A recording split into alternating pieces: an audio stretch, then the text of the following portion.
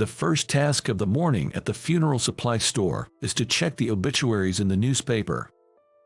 Based on that, they confirm the date of the funerals and make sales calls. Everyone's life comes to an end, and if you'd say it's a job that guarantees a steady income, well, you might be right. Nowadays, there are many trendy and compact altars, and during recessions, some people come in wanting to honor a guardian spirit. My name is Bob, and I'm turning 30 this year. I work at the funeral supply store, mainly handling sales. The store I work for is a major chain spread out nationwide. Currently, I work at the main branch. I've never been too passionate about my job. I just think of it as something I do to eat. Perhaps because of that mindset, I don't put too much effort into my sales. Yet, strangely, my laid-back approach appeals to the customers, and my sales performance has been top-notch every month. Of course, many are envious of that. One of them is the sales manager at the head office. The manager has a subordinate he's very proud of having trained. He started the same time as me and is always the second best salesperson. He's been right below me since we started. The manager doesn't like the fact. One day, out of the blue, the manager handed me a transfer order. It was because an employee had fallen seriously ill, and a request had been made for staff replenishment at a branch. I vaguely recalled it being a seaside town in Maine. That's the situation, Bob. I'm counting on you. Please be an asset to that branch. You're the right man for the job. The manager said with a wide grin, patting my shoulder. It's basically a pleasant way to get rid of me. All the talk of reviving the branch is just an excuse. I suppose the manager wanted to get rid of a thorn in his side and recommended me. When you're told to transfer, you do it. That's what I always thought being a regular employee meant, so I accepted the transfer without fuss. The manager looked somewhat taken aback. I felt a little sorry for disappointing him to the end. Despite being transferred to a rural branch in Maine, my tasks remained the same. Check the obituaries first thing in the morning and make sales calls. Keep the store clean and provide customer service with a touch of empathy. I approached my job at the branch with the same attitude as at the main office. The branch manager seemed to take a liking to that attitude. Despite being transferred from the main office in what seemed like a demotion, my unwavering attitude apparently made a positive impression. He'd heard the top salesman from the head office was coming and probably thought I'd be sulking about the transfer. He mentioned that at the welcome party, and I couldn't help but laugh. The tasks are the same no matter where you go.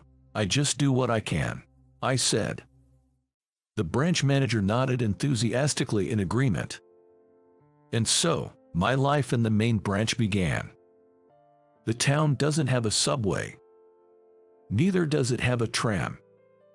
Public transportation is mainly buses. During the morning rush, there are long lines at the bus stops. Standing there, feeling the sea breeze, somehow refreshed my mood every morning. This place might suit me better than I thought. As I took a deep breath, I suddenly heard a short scream nearby. Turning towards the sound, I saw a woman lying on the ground. In front of her, a man clutching a white cloth bag. He kept glancing back at the woman but was running towards me. He snatched her bag. "Stop him!" A girl's voice, sounding about 6 years old, resonated around. She's probably the child of the woman. Before I could think, I was already in motion. I'm not confident in my strength, but I trust my speed. I've always been a sprinter in the track team. Throwing my work bag aside, I chased the fleeing man. In no time, listening to my own breathing, I caught up to him. Grabbing his coat, I took him down by the side of the road. Many footsteps approached from behind. It's probably the people who were waiting at the bus stop. The purse snatcher lies stretched out, seemingly resigned. I left him for others to hold down, got up and dust off my suit. Suddenly, my suit was tugged, and looking down, I saw a girl with striking big eyes looking up at me. She smiled when our eyes met. "Thank you, you're really fast." She seemed to be just starting elementary school. She spoke so assertively, impressing me. She seemed mature for her age, but still, she was a bit too grown up. "Thank you so much. I was so absent-minded." He stole something precious of my father's. The one addressing me was the fallen woman. Probably the girl's mother. She looks young to be a mother. It's because Michelle is always daydreaming. It's not okay. With an exasperated expression, the woman flicks the girl's forehead. "Hey, Emma, stop calling me by my name. Call me Mom. Remember, Michelle is Michelle. You can't keep daydreaming. Robert will be mad." From their conversation, it was clear they were mother and daughter. Soon, the police arrived. A bag, presumably the one snatched, was handed to the woman named Michelle for verification. From the bag, she carefully took out an item wrapped in a white cloth. Inside, it was a set of woodworking tools, typically used by master craftsmen. "It's all here, everything's fine." Saying that to the officer, Michelle clutched the items close to her. "Your father's a master craftsman, for artisans. These tools are as precious as life itself. I'm glad nothing's missing." She looked at me, surprised by my words. "Oh, in my line of work, I deal with altars and religious artifacts, so I've seen craftsmen at work." She gazed at me, and I felt a bit defensive explaining. She murmured, "Is that so?" After assisting with a quick police report, we were free to go. I received a call at work about the incident, and my boss was beyond thrilled to hear I caught a purse snatcher. I have a feeling my next shift will be awkward. After finishing up at the police station, I run into Michelle and her daughter at the entrance. "Rough day, you okay? No injuries?" I asked Michelle, something that had been on my mind. I was concerned, having seen Michelle's fall. "Oh, I'm fine. No injuries." Hearing Michelle's reply, I expressed my relief. "Hey, Robert wants to say thanks." I felt a tug on my suit, and turning around, I see her daughter, Emma, grinning at me. "Hey, not Robert. Call him Grandpa, remember." Ignoring her mother's words, Emma reaches out with her tiny hand. My dad wanted to thank you. If it's not too much trouble, maybe you could come by the workshop." Michelle's offer was something I couldn't have hoped for more. Getting to visit a master carpenter's workshop. I was suddenly thrilled. Having always loved churches and historic sites, seeing the skills of a master carpenter was just a stroke of luck. Honestly, I wasn't in the mood to go to work anymore, so I decided to call my workplace and take the day off. Making that decision, I became excited about how the day would turn out. "Thank you so much." "Absolutely." I was so enthusiastic, Michelle looked a bit taken aback. Emma happily swung our joined hands, clearly in good spirits. After hitting the main road, we hailed a cab to go to the workshop. In the cab, Emma bombarded me with questions. From my age to details about my job, she wanted to know it all. Michelle, seeing Emma's antics, kept saying, "Don't, sweetie," while also apologizing to me. "I'm so sorry." "It's okay. I don't have anything to hide. I'll keep up with Emma as long as she's satisfied." "Michelle, did you hear? He called me Emma. That's so cool." Emma cheered with delight. While Michelle looked a bit wary, I began to worry if I'd said something inappropriate. "Oh, it's not like that. I just get nervous when meeting my dad." Noticing my anxiety, Michelle quickly tried to ease the tension. They seemed to be a family with some backstory. After about a 15-minute ride, we arrived at a workshop nestled in the mountainside. Once we got out, Emma grabbed my hand tightly, urging me to hurry along. The workshop was filled with the fresh scent of wood and the sound of chiseling. 5 apprentices halted their work and bowed when they saw Michelle. She acknowledged them with a nod and proceeded further into the workshop. Spotting a mid-production carving, I was captivated by its exquisite craftsmanship. It seemed to be a piece of a church gate. I was so in awe that I inadvertently let out a sigh. "Pretty impressive, huh? You've got an eye for it." A deep voice accompanied a tap on my shoulder. Turning around, I saw a man who looked every bit the seasoned craftsman. With a gleaming bald head, Emma yelled, "Robert," and hugged his legs. Robert playfully lifted her up, saying, "Call me Grandpa, right?" making a mock grumpy face. Emma, familiar with this play, giggled at his expression. "I'm Robert. How can I ever thank you? Really, I appreciate it." While holding Emma with one arm, Robert extended his other hand to me. I shook his hand in return. A smile naturally broke across my face. "You have the hands of a true craftsman. I respect that." His hands were rough, scarred from years of craftsmanship. Hands that I deeply admired. At my words, Robert scratched his head, seeming a bit embarrassed. That was how I met Robert, Michelle, and their family. Robert gave me a full tour of the workshop, answering all my questions with patience. "Thank you so much for showing me these amazing pieces. It's a real treat for the eyes." I repeatedly expressed my gratitude to Robert. "You know, I feel like I should be the one thanking you," Robert said with a hearty laugh. From that day, I began visiting the workshop quite frequently. Sometimes I'd get a call from Robert saying come over, and other times I'd be invited by little Emma. Every time, Michelle bowed apologetically to me. It seems she thinks I'm just putting up with the two of them.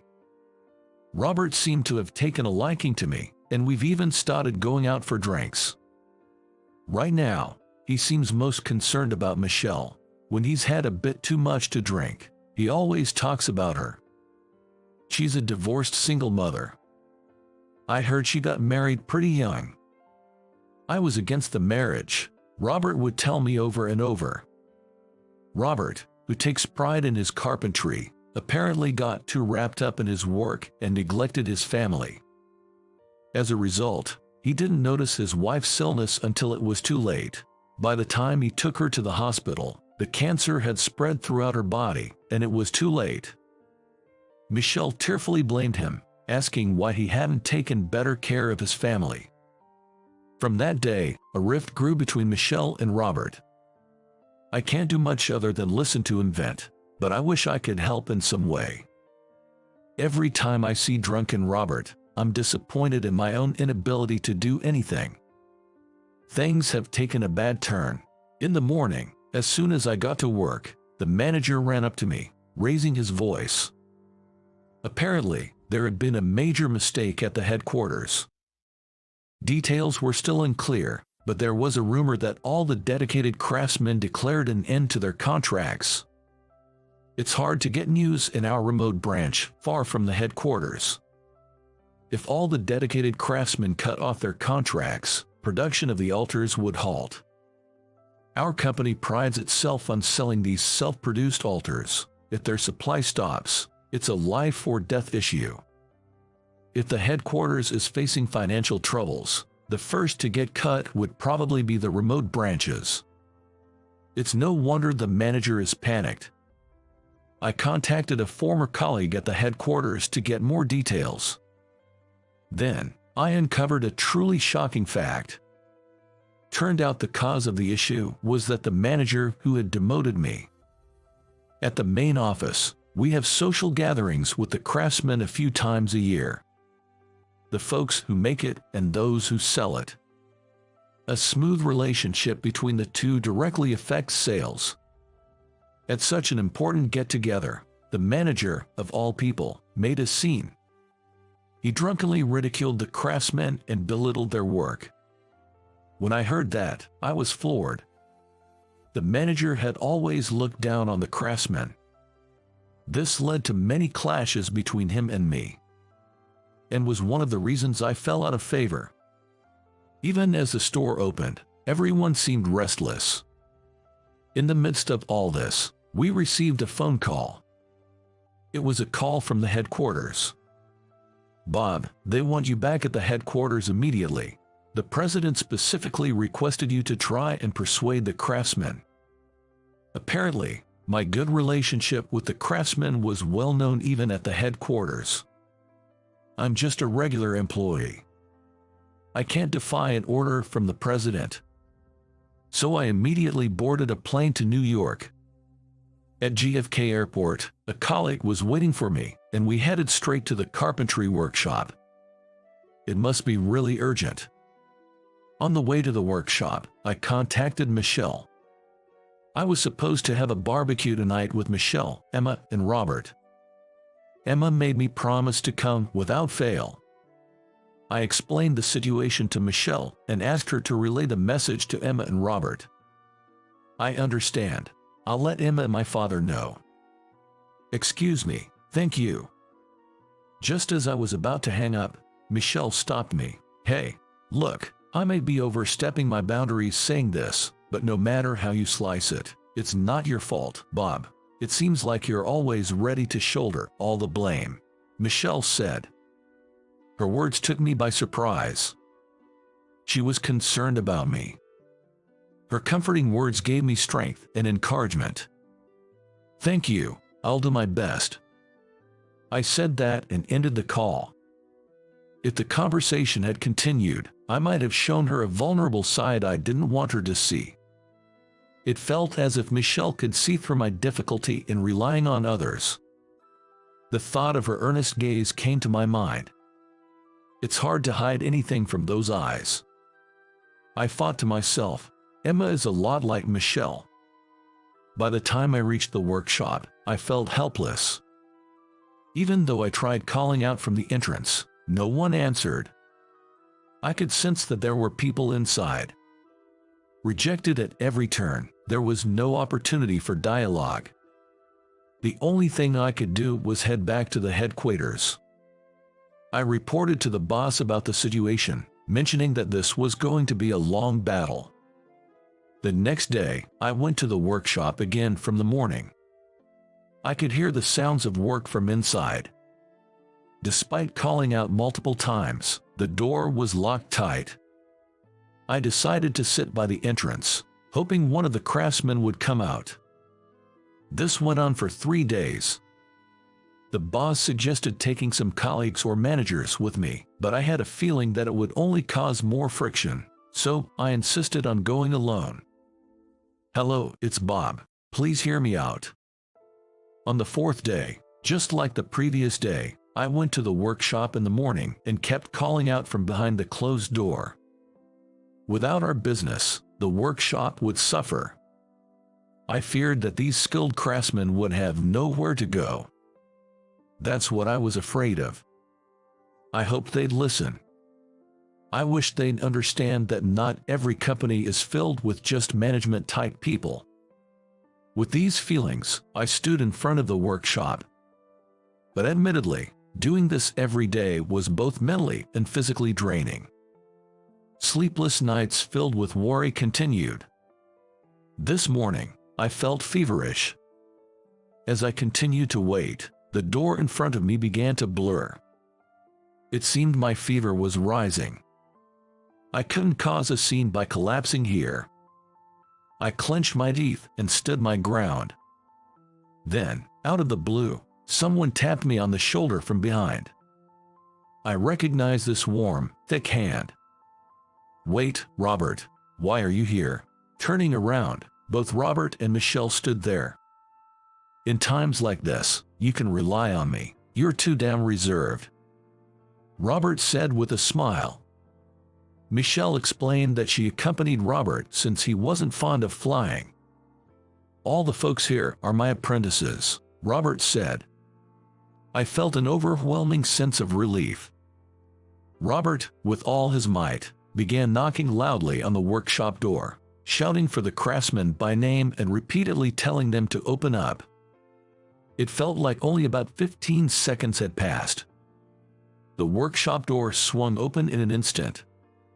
"Can you forgive them this time for the sake of my reputation?" Robert bowed deeply to the workshop owner. The craftsmen, who were not used to seeing their master bow, panicked and said, "Please lift your head. I'm truly sorry for what happened."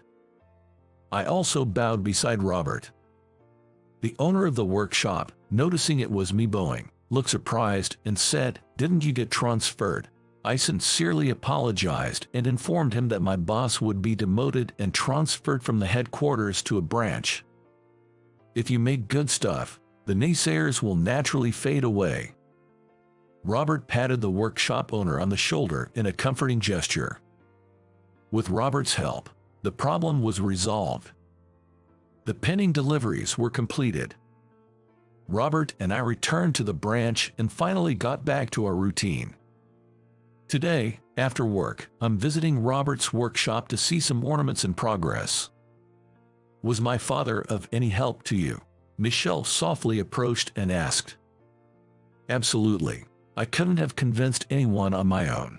Your dad is a wonderful man." Upon hearing this, Michelle seemed troubled. Michelle always seemed distant towards Robert. "I've never thought of my father as wonderful." She seemed to believe that if he had cared more for the family, maybe your mother would have lived longer. She revealed that she got married right after high school because she wanted to have her own family sooner. "I was so focused on building a perfect family, that was my downfall."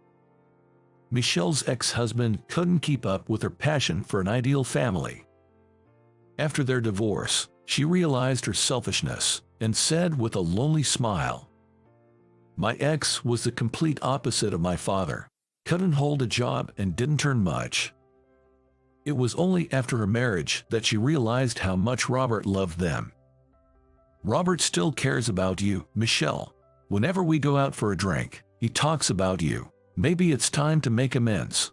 Michelle nodded deeply to my words and whispered, "Maybe you're right." It seemed their flowing relationship was imminent. 3 years later, I stood next to Michelle wearing a formal suit. Michelle looked dazzling in a white bridal gown. "Come on, Bob, you should be thanking me. Do you know how hard I worked to get you and Michelle together?" Beside a triumphant-looking Emma in a festive dress, Robert was laughing out loud. It was Emma who pushed me to propose to Michelle, which I had been putting off for a while. One evening, about 6 months ago, while I was gazing at Michelle in the workshop, Emma suddenly tripped me up and I fell backward. "How long are you planning to just stare?" The petite girl straddled me and, in anger, tapped on my chest, saying, "What's your plan? Chicken out." Wait a minute. I was taken aback by her sudden outburst. Seeing Emma on top of me, Michelle rushed over in a panic. "Hey, Emma, what are you doing?" Emma clung to me and wouldn't get off. Resigned, I proposed to Michelle right there, lying on the ground. "Michelle, will you marry me?" We kind of knew how each other felt, but we'd never expressed it. Michelle's face turned bright red. "Please stand up and ask me again." So I proposed to her a second time. Now, I live happily surrounded by my wonderful wife, our adorable daughter, and my respected father-in-law. "You're being demoted. Pack up and leave this place right now." The one yelling at me was my boss. I was unjustly blamed and relegated to work in a factory. One day, leading a dull life without any excitement, something big happened. My name is Jason. I used to work as a businessman in a big company in New York. However, there was a grave error in our department, causing significant losses to a client. It was my boss's fault. I wasn't involved in that deal at all, yet my name was clearly written in the disciplinary report. Of course, I protested. But nobody listened to someone at my level.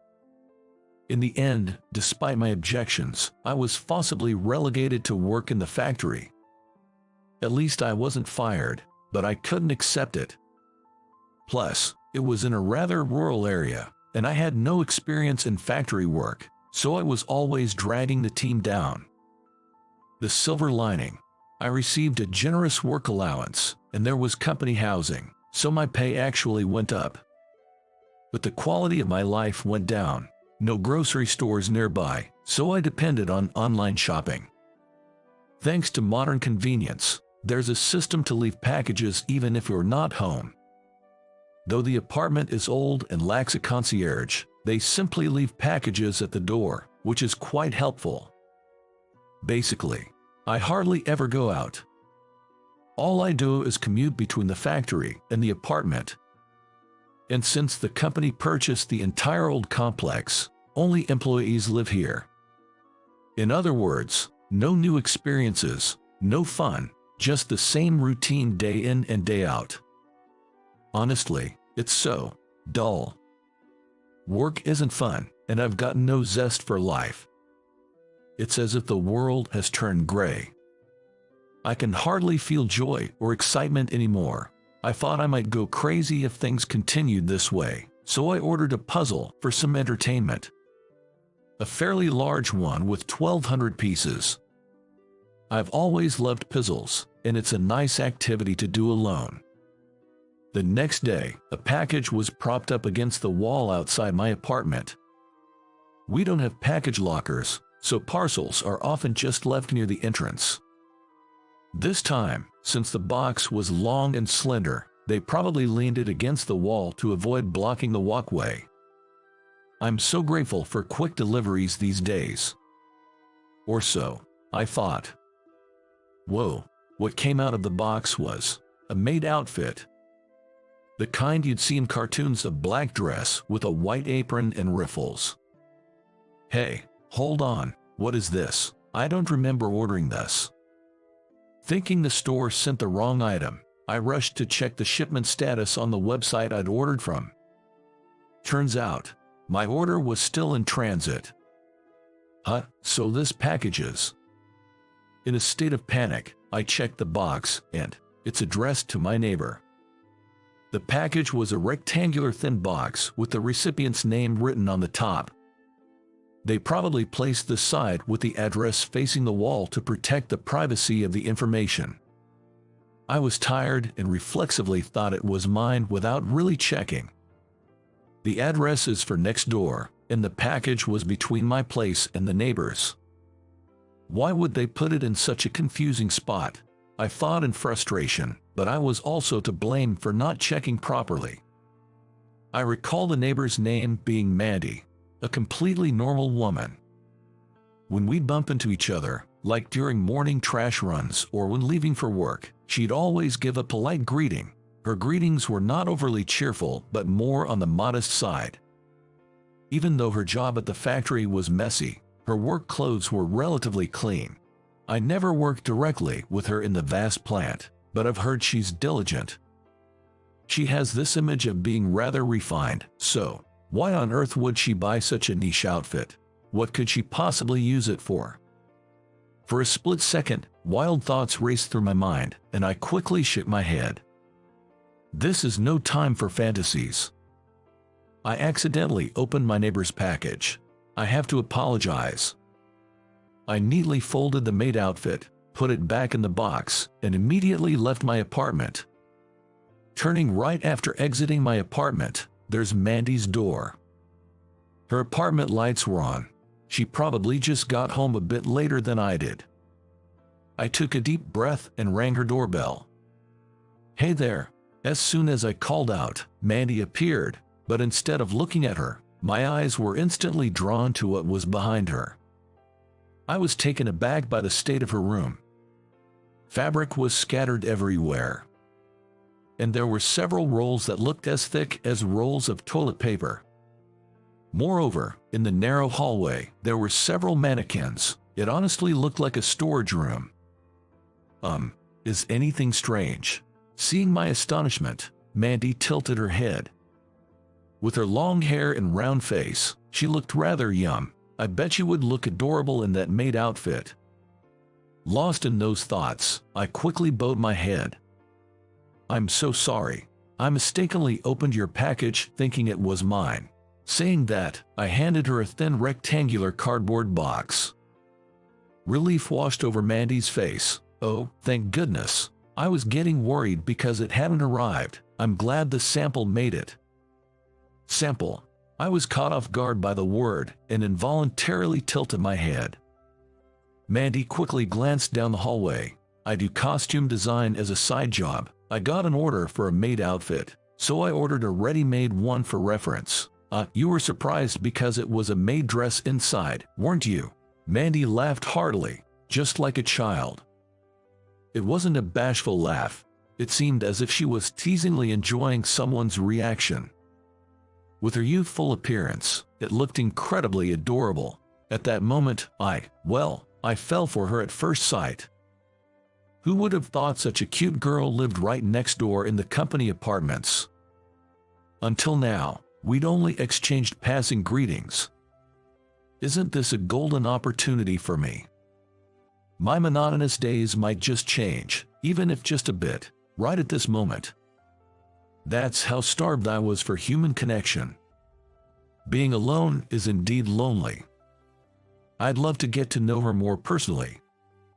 Since we usually don't talk, I desperately wanted to create an opportunity to continue our conversation. Without realizing, I blurted out.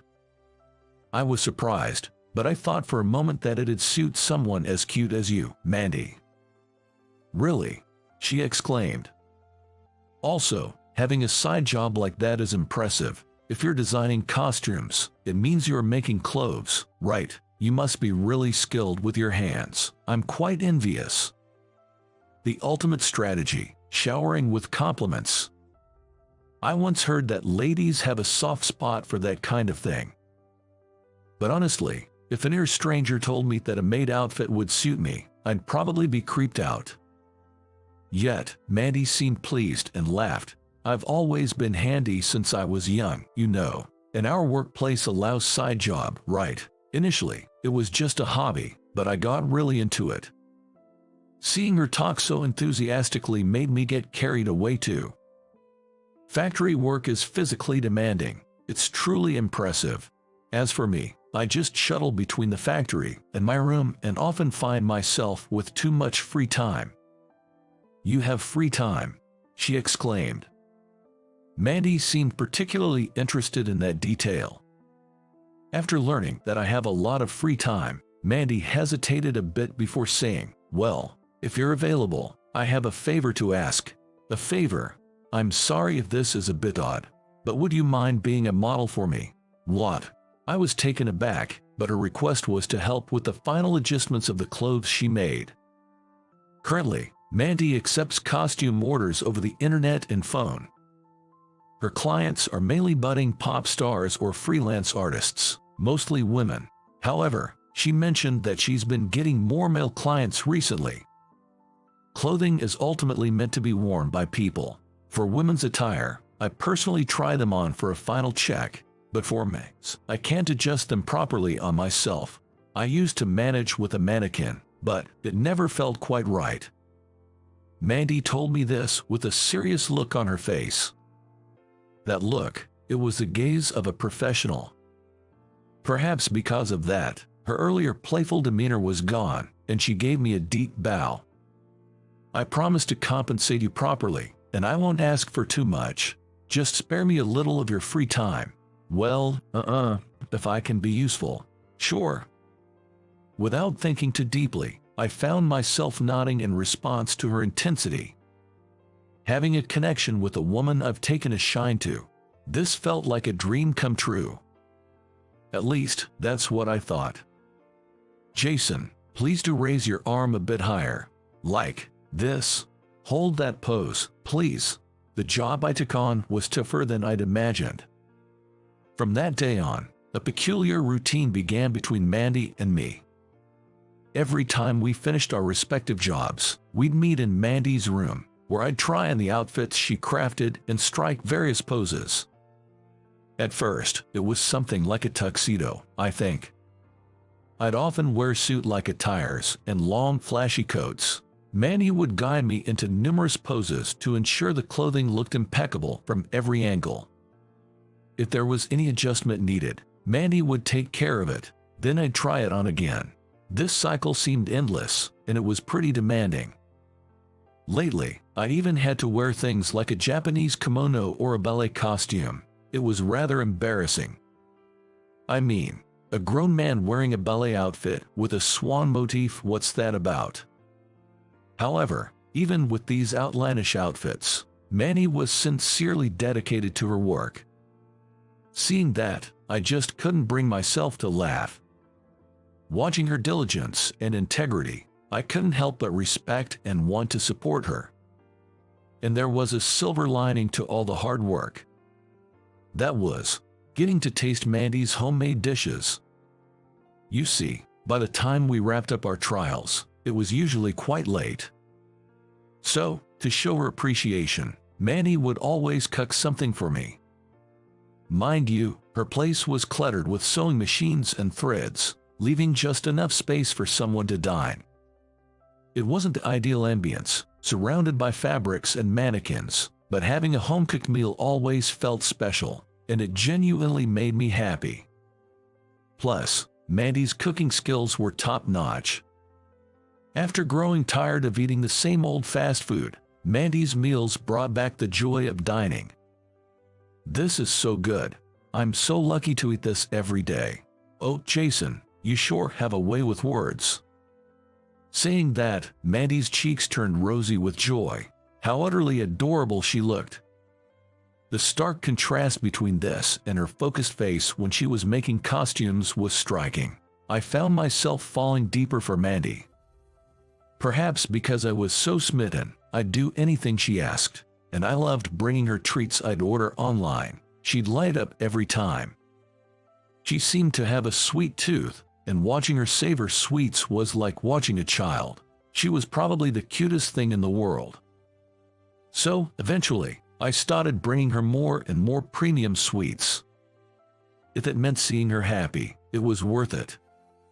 After all, thanks to Mandy, I felt truly happy.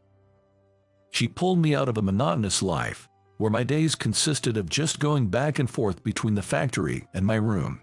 She brought color and joy into my life with her delightful company and delicious food. She was, in every sense, an angel. I genuinely hoped that these blissful days would continue forever. But our idyllic days together, they didn't last. What did you just say? I'm thinking of quitting my job at the factory. That day, Mandy told me she had something important to discuss, so as usual, I went over to her apartment. However, what she shared was that she's quitting her job to start her own business. We've been living this way for a year. The factory job pays well, so I'm sure she won't struggle to raise funds. Plus, with her costume-making side job, she has numerous clients, and I know she's busy every day. Honestly, it's not surprising news, but this is company housing. This means if she leaves her job, she'd have to move out. If that happens, our current way of life will come to an end. I've saved up enough money, and I've secured a workspace. So, from next month, I plan to solely focus on costume making. And well, Jason, would you like to work with me? Wait, what? I'm actually starting a company that specializes in costume production. But I understand you have your own commitments and the pay might be significantly less than what you're making at the factory. So, I won't push you into it. Mandy smiled, but there was a shade of sadness in her eyes. To be honest, given our circumstances, it was hard for me to just blurt out that I'd quit my job to join her. So many thoughts raced through my mind, wondering what the best course of action would be. But, in the very next moment, a particular thought crossed my mind. I imagined someone else taking over my role of trying on the costumes that she made. She mentioned starting her own business. So, she's planning on hiring employees. The thought of someone else wearing her costumes and modeling in my place, I really didn't like that idea at all. Forget the money and lifestyle. I strongly felt that I wanted to be there for Mandy. Can I be honest with you? Sure, please go on. I've got feelings for you, Mandy. Well, what? My unexpected confession left Mandy in shock, her voice sounding almost comically surprised. I felt embarrassed and found it hard to look her in the eyes. Initially, I just wanted something in common with you. There was a part of me that helped you with ulterior motives, but seeing how dedicated and serious you are about your work, I've come to truly admire that. Given all this, would you really consider hiring someone with conflicted feelings like me by your side? I want to be there for you, Mandy, but I don't want to get in your way. This was my way of showing genuine intentions. Of course, I believe I could have hidden my conflicted feelings and continued being around her. But that would feel like I was deceiving her, especially since Mandy seemed so dedicated to her work. That's why I decided to be honest and let Mandy decide. I was sure she'd despise me for it, but I felt it was dishonest to continue interacting with her without revealing my true feelings. Sure enough, Mandy became silent. I got scared and hesitantly looked her way. I wondered what kind of expression she had. Just when I thought she'd look down on me. To my surprise, Mandy was crying, her face all flushed. I'm so happy, I'm glad, all my efforts were worth it. Mandy started crying like a child, which sent me into a panic. It seems that Mandy had feelings for me too. Jason, you've always been so kind and supportive. I've always dreamed of becoming your wife, but all I'm good at is sewing. I'm not great at keeping things tidy, and I wondered what to do. Then I heard that the way to a man's heart is through his stomach. So, I've been working hard to improve my cooking skills ever since. Turns out, just like me, Mandy had always been getting her meals from convenience stores or online delivery. But she wanted to catch my attention, so she secretly started practicing cooking.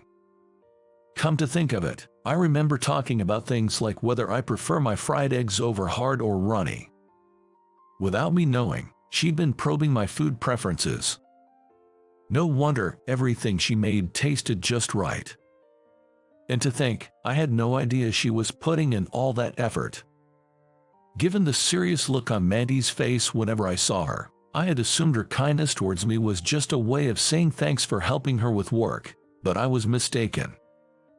Understanding that she had been secretly working hard to get my attention made me feel an immense affection for her. Looks like we were both smitten, huh? Yes, it seems so. I hope we'll continue to get along from now on. We realized our feelings were mutual and promised to stay together. From then on, our lives took a drastic turn. Mandy and I left the factory and started our own costume production company. We have decided I would be the head of our company. Mandy wanted to focus solely on costume design, so she entrusted the business operations to me. Well, I had worked as a salesperson at the main office, so I was good with numbers, and Mandy wasn't too keen on handling the business side of things, so maybe it worked out for the best. But let's be real, I had no experience in this field, nor had I ever studied business management. So, in truth, we didn't establish the company right after quitting the factory. Though Mandy had some business knowledge, she really wanted to focus on fashion. On the other hand, I didn't have much to contribute in terms of fashion expertise. So, for a while, Mandy worked as a sole proprietor until I took charge of managing the company. During this period, I reached out to old college friends from the business school and begged for their help. Of course, I could have studied on my own, but insights from those with hands-on experience are invaluable. It was, in a way, the first time in my life I had ever truly asked for help, given my previous tendency to just go with the flow. It sure surprised my friends. They were all like, "I can't believe that Jason, of all people, is studying so hard." But maybe my desperation showed. because they introduced me to all sorts of people. Folks who'd succeeded with online shopping, experts in law, and even those who had a knack for advertising on social media platforms. Thanks to them, I learned a lot and was able to put that knowledge to use. When it came to the point of starting the company, my friends were right there to help. Whenever I faced a problem or didn't understand something, they'd teach me. To be honest, I was always on the receiving end of their help. In return, I started introducing them to other connections, and that's how my network expanded. Of course, things didn't go smoothly right from the start, but with the support of many, the company finally got on track. We hired employees and, though still a small-scale firm, it grew decently in about 3 years. Yet, the role model for Mandy's designs was still me, and that fundamental aspect hasn't changed. I'm determined to protect this life and keep it this way. That's the spirit I kept as I managed the company. Once the business settled into a groove, Mandy and I tied the knot. It might have been a bit cliché, but I gave her a ring and said, "I love you." Then, Mandy responded with the brightest smile, putting on the ring and saying, "Me too." Our wedding is still a bit down the road, and currently, Mandy is designing her own wedding dress. I can't wait to see what she looks like in her wedding dress. Accidentally opening that box truly changed my life. From a guy who just went with the flow, I began challenging myself for the one I love, and now I'm the CEO. Some folks around me worried I might be pushing myself too hard, but right now, I'm having a blast. I used to live day by day with no real purpose, but now, I find motivation in doing things for the one I cherish. That, to me, is a beautiful thing. I can confidently say, I'm the luckiest man in the world. How did you like today's story? Hitting that subscribe button and giving a thumbs up would be a great support to our content creation.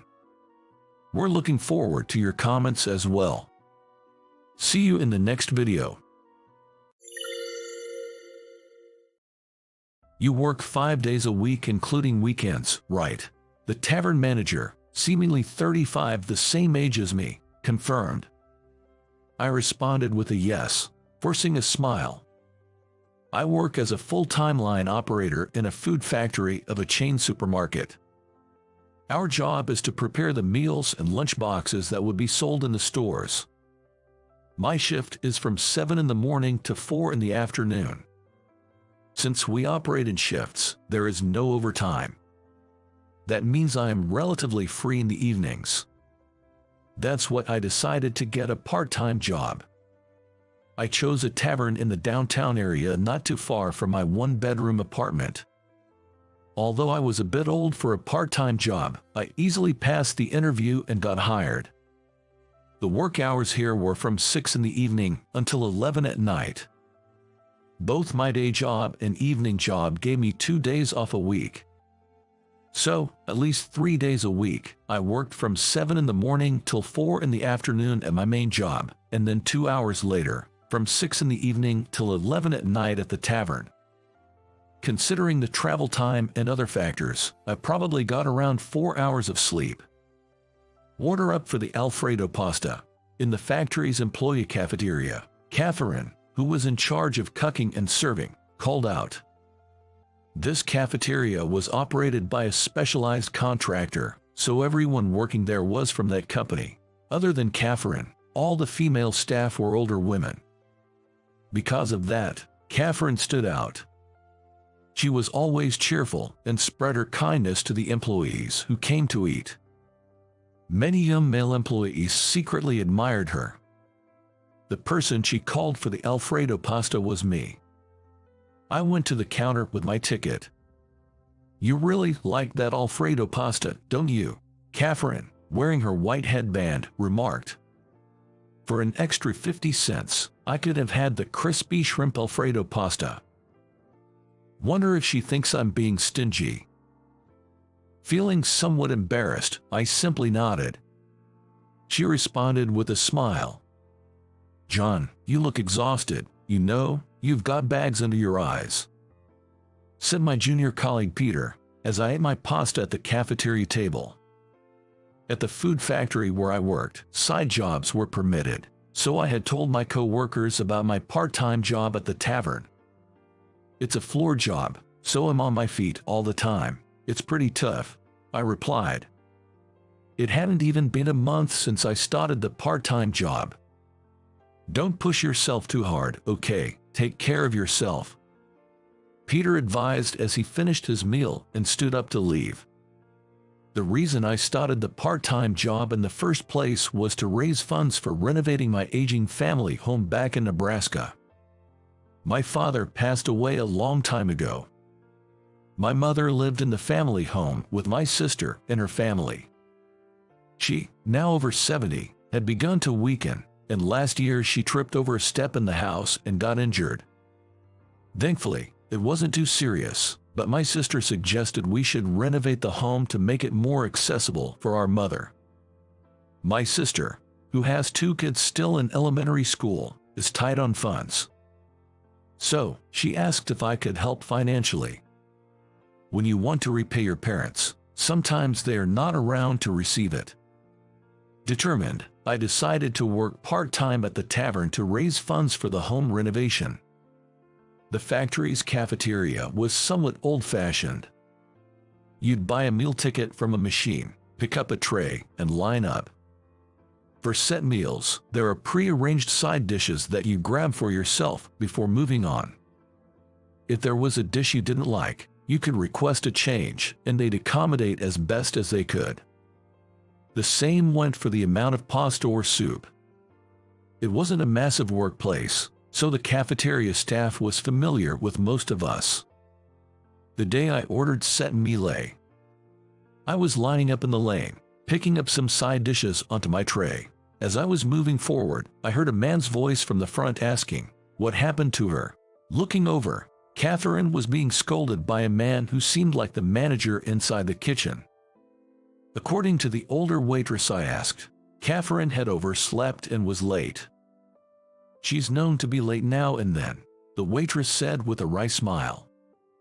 That weekend, I was off from the food factory job, and my part-time job at the tavern was only on Sunday. So, I went back to my family home on Saturday. I discussed house renovations with my sister, her husband, and a contractor. I checked the estimate provided by the contractor. I quickly did some mental math. I've got to keep up with the part-time job for another 6 months at least. I stayed overnight at my family home. I last visited at New Year. My mom seemed to have shrunk in size. For her, I thought, I'd work even harder at my job. The next day, Sunday, after coming back from my family home, I worked as usual at the tavern. On my way home that night, it was just before 11:30 p.m. I was walking through the busy streets where the tavern was. I passed by a small lounge, its sign familiar to me. Then I heard a bubbly "See you next time, we'll be waiting." Without thinking, I looked in that direction. A few hostesses from the lounge were outside, seeing off some drunk customers. Among them, I recognized a face. It was Catherine, always cheerful and bright, serving us at the company cafeteria. Her hair, hidden under a hairnet at the cafeteria, was now slightly dyed brown and had soft curls. I stood there, watching Catherine on the street. As she was about to go back into the lounge, she casually looked back. Our eyes met. Come Monday, I ordered Alfredo pasta as usual at the company cafeteria. Order for Alfredo pasta. It was Catherine. I went to collect it. For some reason, both of us felt awkward. I looked into the bowl of pasta. There was an unexpected pieces of chicken in my pasta. I glanced at Catherine as if asking about it. I added it as a bonus, she whispered, continuing. About last night, please keep it a secret that I worked there. I chuckled, thinking she bribed me with pieces of chicken. Well, it's fine. To begin with, I never thought of telling anyone about seeing her there the previous night. Everyone has their reasons. Just like I started the tavern job to help with home renovations, Catherine must have had her reasons too. Just, whatever it was, I was a tad curious. Then, a few days later. Welcome. Having gotten used to my job at the tavern, I'd greet customers as they walked in without even thinking. It's like being one of Pavlov's dogs, salivating on cue. I looked at the customer, who just entered.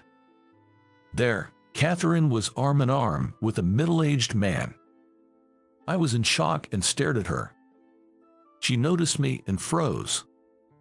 It was immediately clear that the man she was with was a customer from the club she worked at.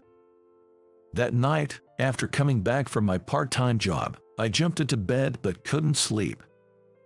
Although I was physically tired, my mind was wide awake. That old guy, she's accompanying him. Catherine, all dolled up, looked stunning. The smug look on that sleazy old man's face irked me. Unable to fall asleep, I overslept the next morning and was late to work. My boss scolded me a lot. Having a side job is fine, but it shouldn't interfere with this job.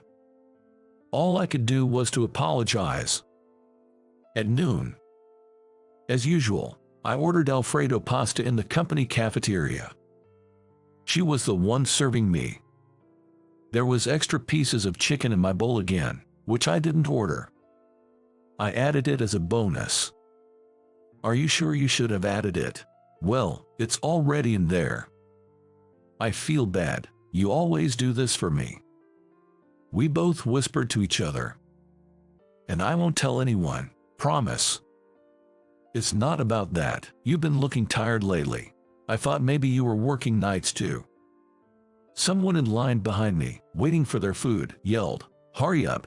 Can you meet up before your evening shift?" When I asked, she nodded in agreement. And that evening, a little after 5 p.m., Catherine and I met at a coffee shop near both our workplaces.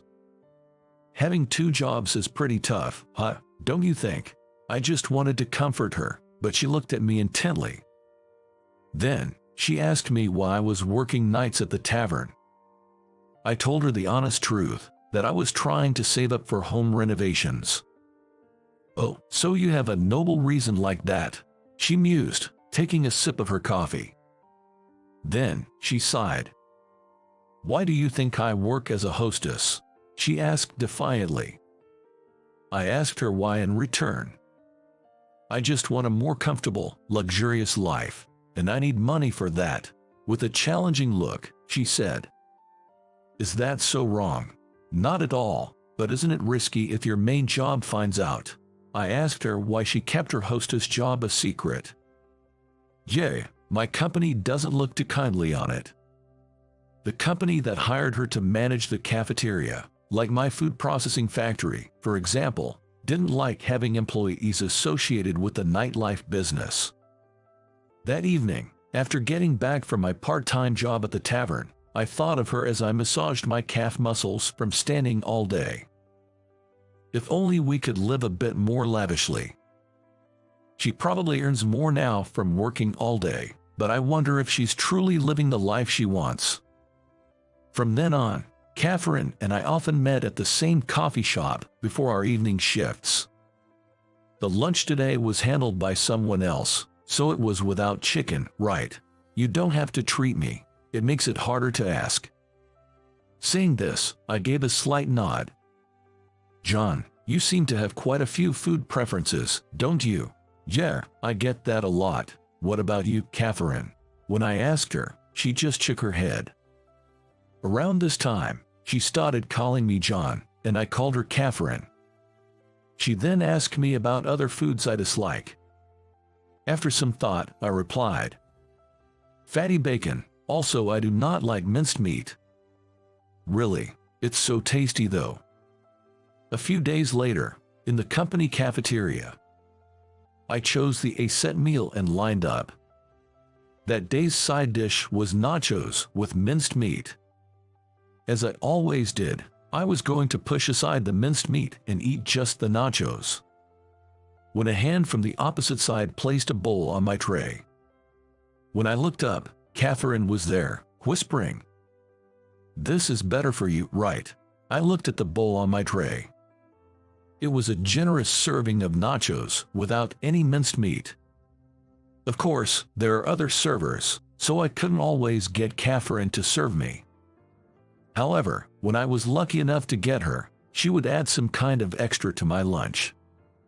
She had mentioned she was taking a few days off to go back home for her cousin's wedding, and after her return, we met at our usual coffee shop for the first time in a week. "You still look so worn out," she said, handing me a souvenir from her trip. "How was it? How's your family?" I asked, and she simply nodded to indicate that everything was the same. Then, out of the blue, she began. "When I was a child, a massive hurricane hit, and our house was blown away. The region where her family lived had suffered significant damage, and they were forced to evacuate for nearly a year. At the evacuation center, they only had rationed food, so they couldn't be picky. That's why she never became picky about food even now." I feel ashamed of myself hearing that. No, that wasn't my intention in sharing that. Living in temporary housing, and even after their home was rebuilt, her family lived frugally and scrimped and saved. That's why I wanted a more luxurious and graceful life. That's why I wanted money and worked as a hostess, she confessed. I just nodded in silence. Her cousin's wedding was a small, only within the family. But she kept talking about how beautiful and happy her cousin, dressed in a wedding gown, looked. "That's why I'm thinking of quitting the hostess job," she mentioned. "That sounds like a good idea. Just quit, right, Catherine?" I was insistent. Insistent that she quit being a hostess. "John, you ordered the pizza set, right?" At the company cafeteria, Peter, sitting opposite me, looked at my plate with curiosity. "Doesn't it have more than mine? And doesn't it come with both potato and macaroni salad?" I tried to deflect with a cough. Then turned to look at the serving line. The girl with the bandana was serving customers with an innocent expression. A few months later, after finishing my shift at the tavern, I started my walk home. That night was my last day at the tavern job. I had saved up enough for my family's home renovation and decided to quit the job. As I passed by the lounge where she used to work as a hostess, several hostesses came out to see off their customers. She was not among them. And then, as usual, I bought a meal ticket and entered the company cafeteria. Looking around inside, she wasn't there. She had disappeared from this cafeteria.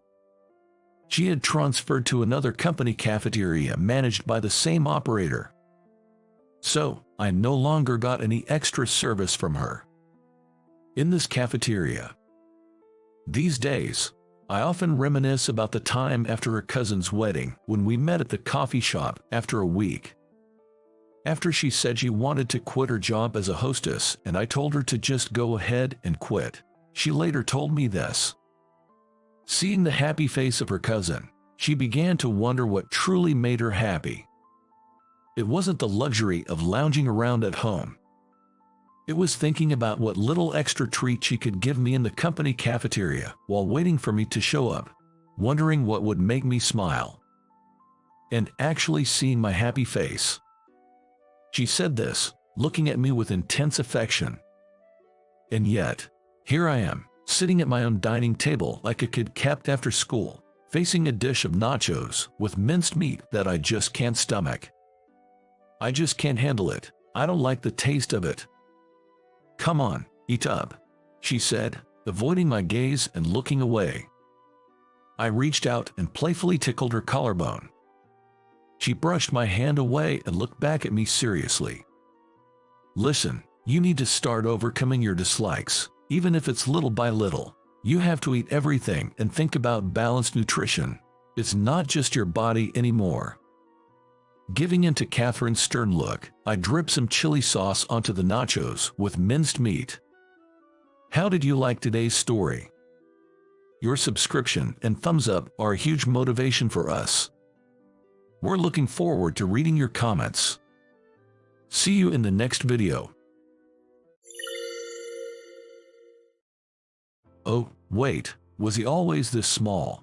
He might not fit in. I couldn't help but blurt that out. My ex-husband, Bob, laughed and said, "It's all right. Leave it to me," so I decided to trust him. It had been a while since we had such a conversation. It's been years, and yet it barely fits. I had a sense of relief hearing that. After that event, we rekindled our relationship that once felt like a romantic love story. But before I go any further with our tale, I'd like to take you back to the beginning. My name is Catherine, 27 years old. My husband, Bob, is also 27 and works as a pharmacist. After dating for 2 years, Bob and I got married. Being animal lovers, we decided to get a mixed breed dog, Milo, as soon as we tied the knot. We used to take him for long walks together and even took him to the park. Getting a dog wasn't the only thing we started when we got married. We also began trying for a baby. We always talked about wanting a baby right after getting married. While enjoying our time with Milo, we were also trying to conceive. However, even after a year, we haven't succeeded. So, we decided to go for a checkup at the hospital. The results came back, and to our surprise, I had fertility issues. It was possible for me to conceive, but the chances were low. Bob tried to console me, saying it's all right, but I was devastated. The thought of possibly not having the child I always dreamt of was heartbreaking. But I wasn't ready to give up, knowing there was a chance, however small, so we immediately started fertility treatments. We underwent several IVF treatments, spending over $10,000 in total. Sadly, we weren't blessed with a child. Despite the setbacks, I refused to give up. I tried different variety of foods to boost fertility, exercised daily, and kept track of my ovulation cycle and body temperature. I knew my life was consumed by these treatments. But I was too afraid that if I stopped even one of them, our chances of having a baby would vanish. Around this time, Bob and I began to drift apart in our conversations. Ever since Bob realized I was the reason for our infertility, he kept saying, "It's okay if we don't push ourselves. Just the two of us can still have a great time together." I'm sure he got tired of accompanying me through my deep dive into fertility treatments. But all I wanted was a child. I became so consumed with my own issues, I failed to notice Bob's exhaustion and would often lash out with harsh words. Our relationship began to drift apart slowly. 3 years after our marriage, we both turned 30. We were still undergoing fertility treatments but had yet to conceive. Feeling defeated from the unsuccessful treatments, I began to withdraw more. Bob, bewildered by my obsession with treatments, was tired. Feeling the growing distance from Bob, I only had solace from our pet, Milo. Still, I felt down. It was then, when it all started. Bob said, "Let's stop the treatments. Why don't we just travel and enjoy life together?" I understood where did he came from. He said that out of concern, seeing me borderline depressed. But I was shocked to hear it from him. Because I desperately wanted a child. I wanted Bob to say, "Let's keep trying with the treatments." I just couldn't keep those feelings bottled up. "You don't understand anything. What's the point of a marriage without kids?" I blurted out in anger. Even I was shocked by my sudden outburst. Bob looked just as surprised. In the past, Bob might have immediately apologized and said, "I'm sorry, that was on me. Calm down." But this time, Bob said nothing. That's when I realized. We both had reached our limits. I couldn't let go of the idea of having children, but the more we continued with the fertility treatments, the more I sank into depression and became emotionally unstable. Trying so hard to support me, Bob himself was completely exhausted. We decided to divorce a few days after that. The discussion wasn't too difficult. It wasn't that we grew to hate each other. We just chose to divorce to prevent any more hurt and to regain our mental and physical health. I took Milo with me. I felt that I couldn't handle being alone without Milo. Bob agreed. Still, parting with Milo must have been painful for Bob. In the end, Bob spoke softly to Milo. "Milo, take care of Catherine for me. I couldn't do it, but please make her laugh always." Watching Bob speak, tears spilled from my eyes. I couldn't give him a child. I couldn't fulfill our wish to be happy with just the two of us and Milo. Despite me not being able to do anything for Bob, he cared about me until the end. I couldn't help but hope that this kind man would find happiness. 2 years had passed since the divorce, and I had turned 32. I still lived with Milo. I started showing signs of depression, so I came to the hospital.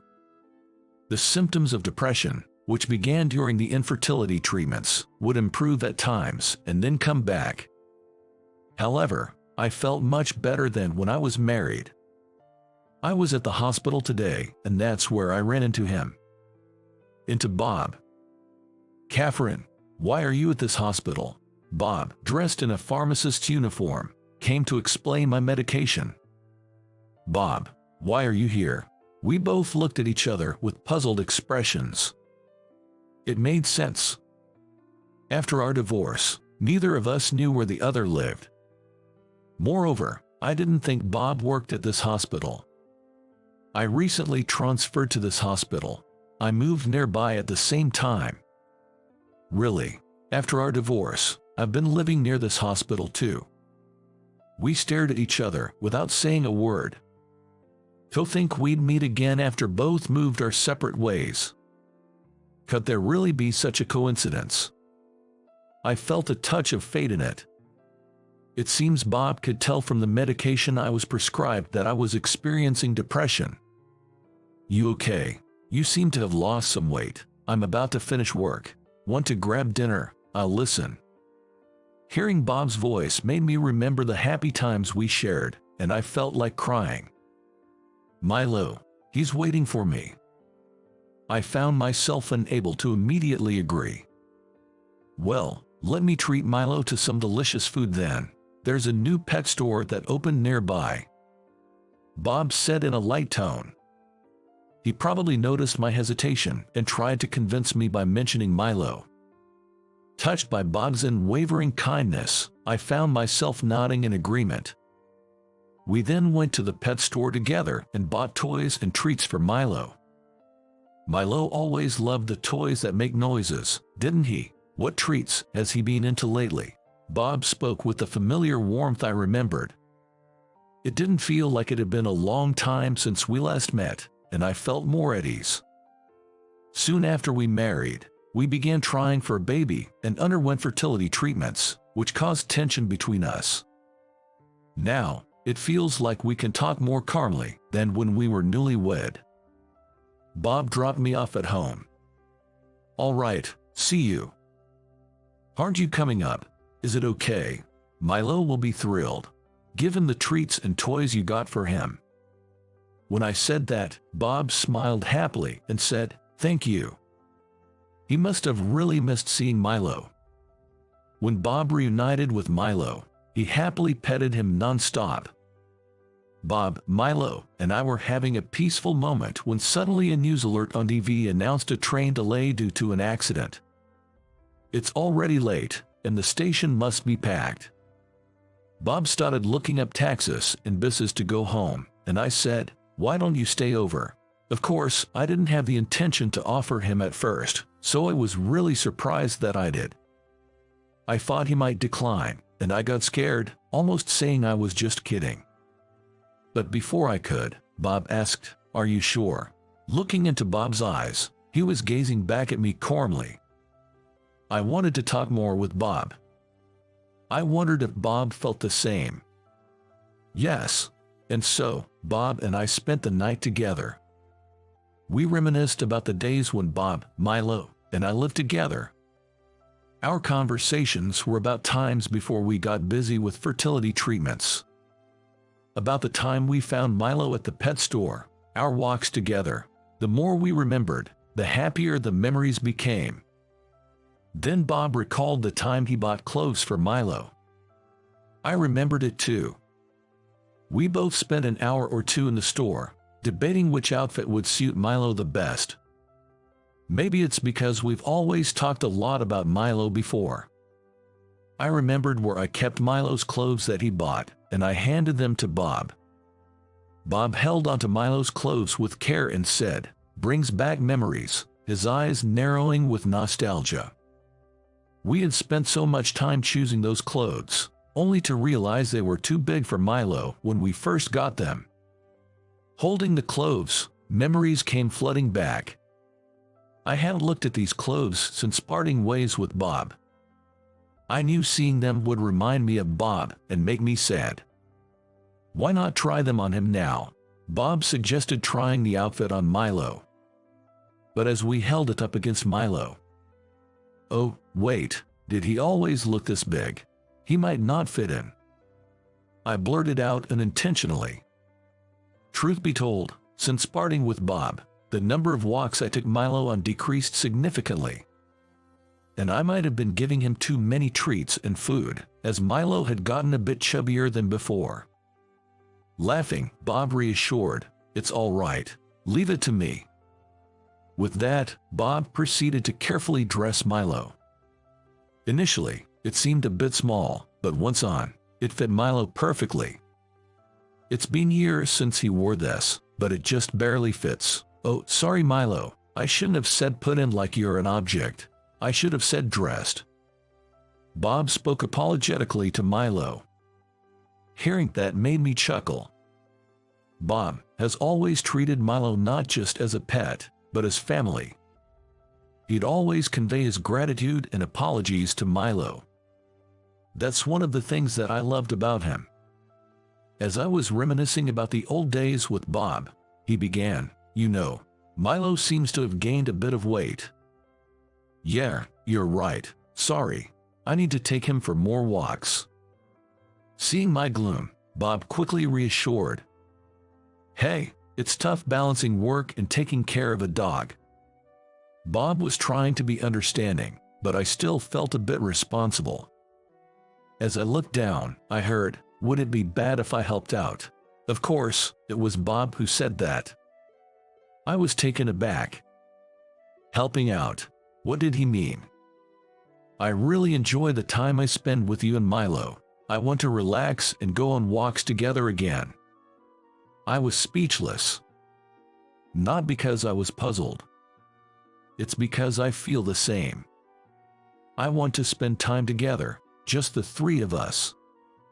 As I said that, Bob gently took my hand. "Back then, when you were struggling with fertility treatments, I didn't know what to say. You seemed so overwhelmed and irritated, and I couldn't find the right words. I'm sorry." I shook my head. During that time, I had been so hard on Bob, getting angry and crying at the drop of a hat.